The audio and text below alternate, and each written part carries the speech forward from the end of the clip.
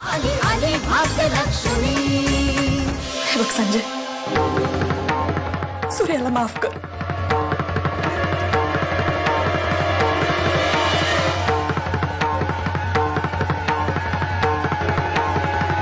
कामिनी वहिनीचं हे वागणं म्हणजे नव्या शकुनीचा नवा डाव। मी हे सगळं नाटक करत होते। मला मारून नाटक? हे बघ, मी जर का तसं केलं नसतं ना तर संजयला मारलं म्हणून आपल्याला घराबाहेर पडावं लागलं असतं। असं कसं? हे बघ सूर्य, सध्या तरी आपल्या हातात काहीही नाहीये आणि जे नाहीये ते मिळवण्यासाठी आपल्याला संजय आणि काशीला संपवावंच लागेल।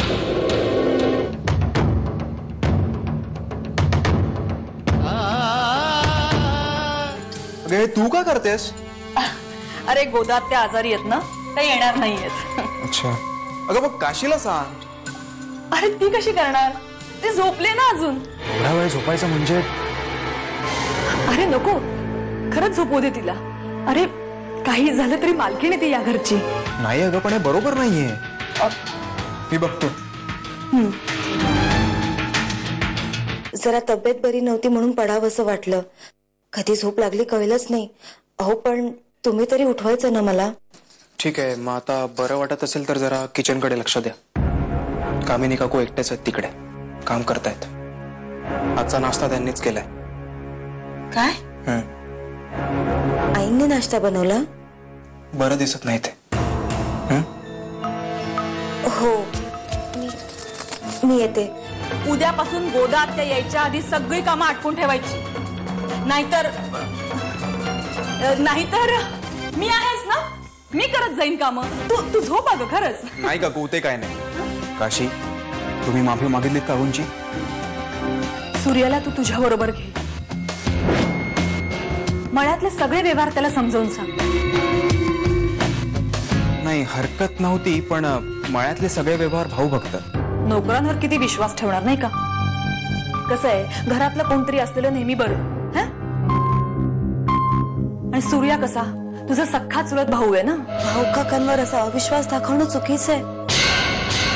त्यांना नेहमी घरचंच समजण्यात आलंय। काकू, काशी म्हणतायत ते अगदी बरोबर आहे। काहीच हरकत नाही। सूर्याला मी नंतर घेऊन येते, आपण सविस्तर बोलूया काय असेल ते। ठीक आहे।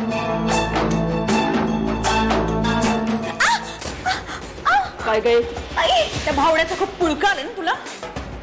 माझ्या मुलाचं हित बघवत नाहीये तू। बघ आता, तुझा नवरा आहे ना, याला कसा माझा कुत्रा बनवते ते, जो उद्या तुलाच चावेल।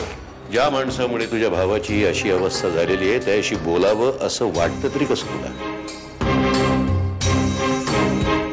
आणि त्याच्याशी अजूनही बोलावं असं जर तुला वाटत असेल तर मी पूर्णपणे हरलेलो आहे सर। बाबा, बाबा प्लीज प्लीज शांत व्हा, आधी सुदेशला बरं होऊ दे।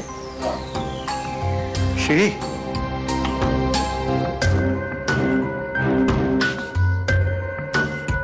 तुमच्या वडिलांनी सांगितल्याप्रमाणे ते जर आत्महत्या असेल तर सुदेशजींची जबानी महत्वाची।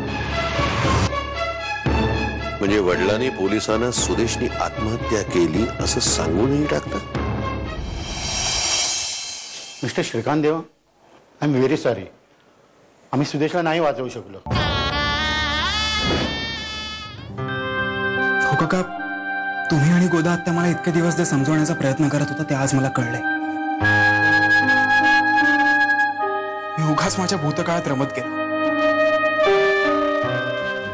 त्याने आजवर केलेल्या गुन्ह्याची माफी मागायलाच हवी। सूर्य, संजय, सूर्या, भाऊ काका तुम्ही याला मळ्यावर घेऊन जा आणि तुला आवडेल ते काम करायचं। ओके? ये सूर्या, ये।